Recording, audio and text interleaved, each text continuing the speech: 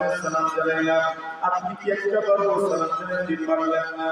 শাসক রাহিমাহুল্লাহ তাআলা বলেন, কেন পারলাম না জানো রে, আমার নবী তো কবরে জিন্দা। আমি যে একটা পাড়ার সামনে অগ্রসর হই, একটা পাড়ার সামনে যাই, আমার নবীর অনুমতি নিয়ে আমি সামনে আগাই। সুবহানাল্লাহ। আপনার বাড়িতে কেউ ঢুকবে, যাকে আপনি পছন্দ করেন না, তাকে আপনি বাড়িতে ঢুকতে দিবেন না। শাসক রাহিমাহুল্লাহ তাআলা বলেন, আমার নবীর সামনে আমার পয়গম্বর কবরে জিন্দা, আমি যে দুঃখ পয়গম্বরের অনুমতি আছে কিনা তা আপনাকে জানা লাগবে। এক কদম যাই, দুই কদম যাই, তিন কদম যাই, চার কদম যাই, আর আমি আমার নবীর কাছ থেকে অনুমতি নিতে চাই, অনুমতি আমার আশা অনুমতি আছে কিনা। তখন নবী বলেন, আছে, অনুমতি আছে, আসো আসো আসো। তখন আমি আস্তে আস্তে করে মাহবুবের বাড়িতে ঢুকি। সুবহানাল্লাহ। ऐसाईर बहते नबी याद रहेंगे, बेखाया जंबिश लब पे अटकीजे। আপনি যখন নবীর কবর জিয়ারত করবেন, আল্লাহর নবীর কবরে পয়গম্বর জীবিত, কিভাবে জীবিত? আল্লাহর পয়গম্বর আলাইহিস সালাতু ওয়াস সালাম বলেন, আল্লাহর নবীর কবরে যখন জীবিত থাকবেন, একদিন আম্মা জানা আয়েশা সিদ্দিকা রাদিয়াল্লাহু তাআলা বলেন, আল্লাহর নবীজি ঘুমাচ্ছেন, পয়গম্বর আলাইহিস সালাতু ওয়াস সালামের নাকের আওয়াজ শোনা যাচ্ছে, মানে নাক ডাকছে। আম্মা জানা আয়েশা বলেন, আমি বুঝতে পারলাম আল্লাহর পয়গম্বর গভীর ঘুমে আচ্ছন্ন, কিন্তু লক্ষ্য করে দেখি পয়গম্বর ঘুম থেকে জাগ্রত হয়ে এইবার নবী আলাইহিস সালাতু ওয়াস সালাম নামাজ শুরু করে দিলেন। আমি প্রশ্ন করলাম, ইয়া রাসূলুল্লাহ, ইয়া হাবিবাল্লাহ, ঘুমাইলে তো বুঝে ভেঙে যায়, নবীজি আপনি তো ঘুমাইলেন, এমন কেন পর্যন্ত থাকলো?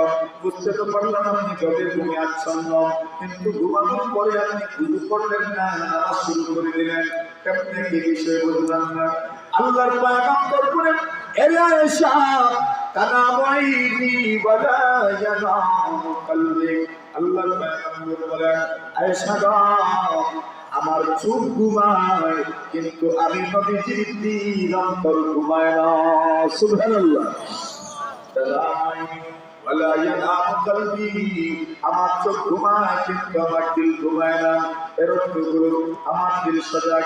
উম্মতের ঘুম আর পয়গম্বরের ঘুমের মধ্যে পার্থক্য আছে না নাই? পার্থক্য আছে। আল্লাহ পরমাত্মার আলাম বলেন, যারা আল্লাহ রাস্তায় শহীদ হয়, এদেরকে তোমরা বিতরণে করিও না। আল্লাহুম আমিনা, এরা কবরের মধ্যে জিন্দা। আল্লাহ পাক তাদেরকে রিজেকশন করেন, সবুজ পাকের আবরণে আল্লাহ রাস্তায় যারা শহীদ হয়ে যায়, জিহাদের ময়দানে বেঈমানদের বিরুদ্ধে কিতালের ময়দানে যারা শাহাদাত বরণ করে, আল্লাহর নবী বলেন, ওই শহীদরা সবুজ পাকের আবরণে আল্লাহর কবরের মধ্যে আল্লাহ তাআলার কাছে যেন জিন্দা থাকেন, কবরের মধ্যে জিন্দা। শহীদরা যদি কবরে জিন্দা থাকেন, নবীরা তো শহীদদের চেয়ে তাদের মর্যাদা কম না বেশি? যদি বলেন, তাহলে নবীরা তাদের কবরে জিন্দা, ওহুম আহইয়াউন ফি কুবুরিহিম। নবী আলাইহিস সালাতু ওয়াস সালাম বলেন, হে উম্মত, আকসিরু আলাইয়া মিনাস সালাতি ইয়াউমুল জুমআহ। আল্লাহর পয়গম্বর বলেন, শুক্রবার দিনে তোমরা আমি নবীর উপর তোমরা বেশি বেশি দরুদ পাঠ করো, ফা ইন্নাস সালাতা আলাইয়া মারুদান। আল্লাহর নবী বলেন, এটা শুক্রবার দিনে আমার কাছে তোমাদের দরুদ পেশ করা হয়। আল্লাহর নবীর সাহাবীগণ বলেন, ও কাইফা তুরাদুস সালাতু আলাইকা ইয়া রাসূলুল্লাহ। ও আল্লাহর পয়গম্বর, কিভাবে আপনার কাছে দরুদ পেশ করা হবে? ফাকাত বালিতান, আপনি যখন কবরে যাবেন, আপনি যখন মারা গেলেন, আপনাকে যখন কবরস্থ করা হবে, আপনার শরীর তো ফেটে যাবে, আপনার শরীর তো আগের মতো থাকবে না, অক্ষত থাকবে না, আপনার শরীর পথে যাবে, গলে যাবে। আল্লাহ নবী বলেন, না না, ইন্নাল্লাহা হারামা আলাল আরদ আন তাকুল আজসাদাল আনবিয়া। আল্লাহ পরবর্তীকালে আলাম জমিনের উপর হারাম করে দিয়েছেন, জমিন মাটি যেন পয়গম্বর আলাইহিস সালাতু ওয়াস সালামের শরীরকে খাইতে না পারে, পয়গম্বরের শরীরে যেন কাজ করতে না পারে। জুড়ে বলেন সুবহানাল্লাহ। তাহলে বুঝা গেল পয়গম্বর আলাইহিস সালাতু ওয়াস সালাম তাদের কবরে জিন্দা ওহুম আহইয়াউন ফি কুবুরিহিম। শাহ রাহিমাহুল্লাহ তাআলা বলেন, এ সাথীরা বন্ধুরা, তোমরা তো পয়গম্বরের রওজার সামনে যাও, কাশ করে সালাম দিয়ে আসো। আমি যখন সামনে যাই, আমার নবী কবরে জিন্দা, এই কথাটা আমার স্মরণ হয়ে যায়। এই জন্য ইচ্ছে করলেও আমি কোথাও যেতে পারি না। সুবহানাল্লাহ।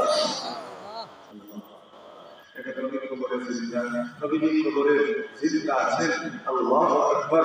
ওই জায়গার দাম তো বেশি না, পাকিজা রাজার সবরি জান্নাত আফুলা। এই জায়গার দাম কত? আল্লাহ তাআলা বলেন, আমার দাবি দাবি যে কেউ করতে পারে। মাহবুবের ব্যাপারে অনেকের দাবি অনেক বড় হয়। আমার নবী আমার মাহবুবের ব্যাপারে দাবি পাকিজা রাজার সবরি জান্নাত আফুলা। আসমানের চাইতে, জান্নাতের চাইতে, যেন আরশের চাইতে আমার নবীজির কবর রওজা যেন আরো দামি। আরে বাস্তবে কি জানি সেটা তো আমরা জানি না। দাবি তো করা যায়, দাবি তো করা যায়। আল্লাহ বলেন, আরাম গায়ে পাকি রাসূলে আরবিয়ে। নবীদের আরামগাহ, নবীদের আরামের জায়গা, নবীদের ইসলামাগার, নবীদের রওজা যেন এর চাইতে আরো দামি। আল্লাহ তাআলা বলেন, যখন নবীর রওজা যাইবা, আগে থেকে কদম পা যেন আস্তে আস্তে সামনে অগ্রসর হয়, নজর যেন নিচু থাকে, আওয়াজ যেন ক্ষীণ থাকে। হাবিনা রূহে রাসূলে আরবিয়ে। এখানে পয়গম্বরের রূহ যেন এখানে আছে। সুবহানাল্লাহ। নবীর রওজার সামনে গেছে, মালিক ঢুকছে নবীর রওজার সামনে। এইবার মালিক নিজেকে ধরে রাখতে পারে না। মালিক রবিয়া, তোমার নাম কি? আমার নাম কম। তুমি আমার গোলাম, গোলাম বলে কেমনে? আল্লাহ বলে কেমনে এলাম, কেমনে দিতেন, কেমনে? আল্লাহ বলে সকাল শুরু করছে, পা গেলে আসবি, মরুভূমি দেখছি, ভালো লাগছে গা, চক্ষু বন্ধ করছি, আবার ভালো লাগছে, সব পিকচার ভালো লাগছে, চক্ষু খুলছি, খুলে দেখছি কাবার সামনে দাঁড়ানো।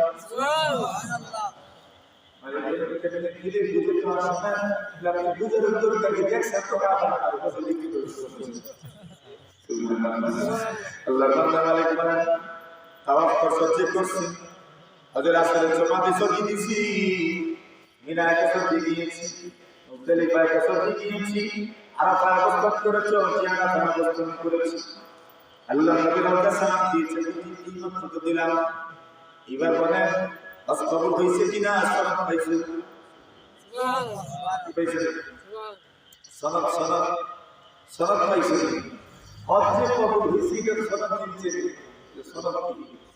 আল্লাহ রাসূল বলেন, ওয়ালাইসা লিল হাজ্জাতিল মাবরুরা তাওয়াফুন ইল্লাল জান্নাহ। আল্লাহর নবী বলেন, হজ্জে মাবরুরের একমাত্র বিনিময় হলো জান্নাত। হজ্জে মাবরুরের বিনিময় কি? সনদ পাইছে কি? সনদ কি হইল? গোলাম বলে মানে সনদ কোন জায়গায় গেলে? ওই জায়গা দেখো, ওই জায়গা গেলে সনদ মিলব। মানে কেমন হয়েছে? গোলামের সামনে ভ্রম করছে, কেমন বলছে ওই জায়গা গেলে সনদ মিলব।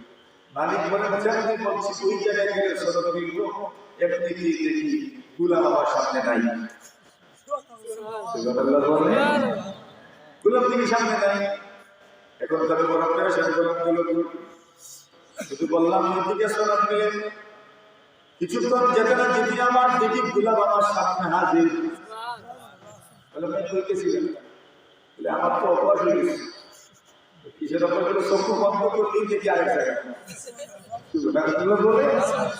আল্লাহ বলে, আপনি বলছেন ওই জায়গায় সনদ মিলে, আমি ওই জায়গা থেকে সনদ আনার জন্য কেমনে যাব ভাবছিলাম।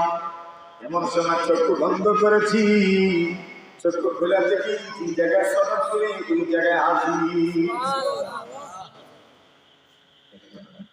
সনদ পাইছো? বাইরে কে লেখা জান্নাতি মানুষ। আরে গোলাম তুমি জানাই যোগ্যতা না জান্নাতে যাওয়ার সার্টিফিকেট পেয়ে গেছে। দেখো মালিক বলে না তুমি তো দুনিয়ার কোনো কিছুর মালিক না, এই যে সংরক্ষণ করবে কি বলো? সুতরাং এক কাজ করো, ওই কাগজটা তুমি আমার কাছে দিয়ে দাও, আমি হেফাজত করবো। বলে এটা আপনার ইচ্ছা, আপনি যদি মনে করেন আমার কাছে থাকলে এটা হেফাজত করতে পারবো না, তো এর চেয়ে ভালো হইল এটা আপনার কাছে দিয়ে নেন, আপনি হেফাজত করিয়েন। আর আমি যেদিন মারা যাব ওই দিন আমার কাফনের ভিতরে এই কাগজটা ঢুকে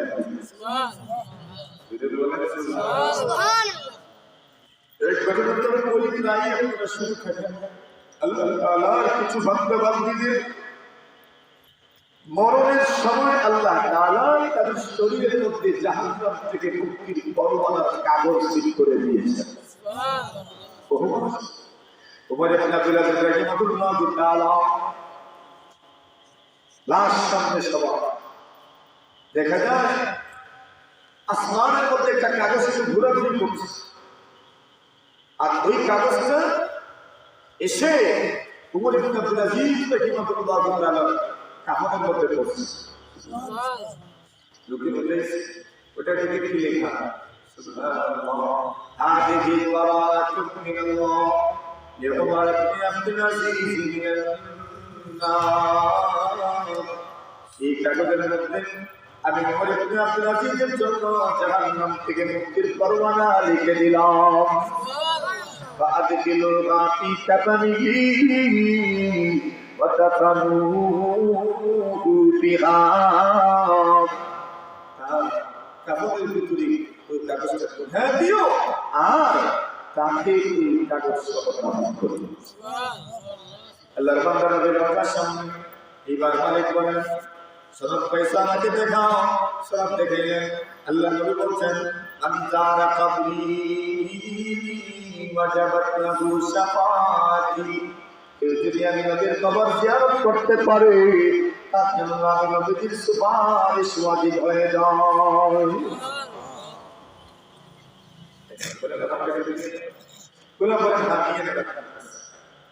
মালিক বাড়িতে নিলেন, ট্যাঙ্কের ভিতরে রাখলেন, সংরক্ষণ করে রাখলেন। মালিক সফরে গেলেন, সফরের মধ্যে গুলামের ইন্তেকাল হয়ে গেল। মালিক গুলামের জানাজা করতে পারেন।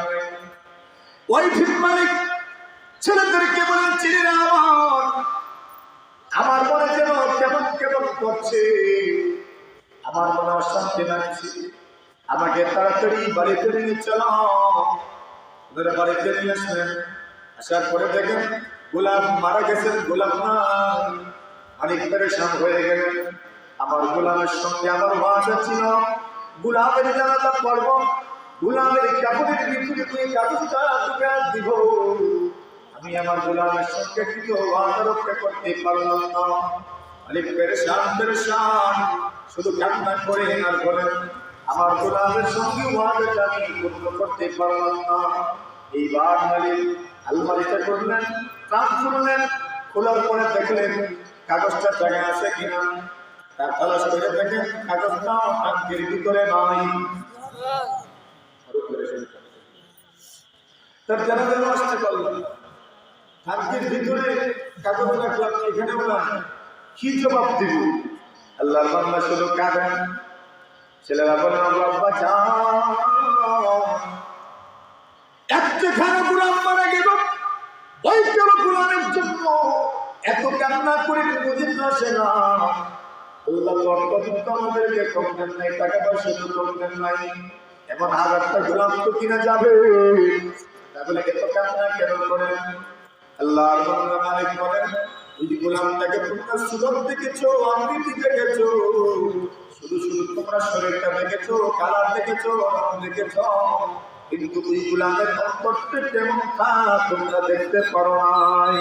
আর অন্তরের মধ্যে দেখে আমি দেখেছি তার অন্তরটা এত পরিষ্কার, এত পরিষ্কার, এত পরিষ্কার।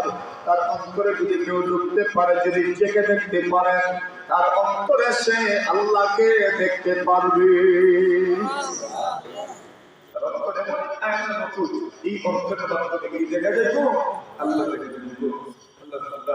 এইবার মারা গেল, মালিক একদিন গোলামের স্বপ্ন দেখেছেন।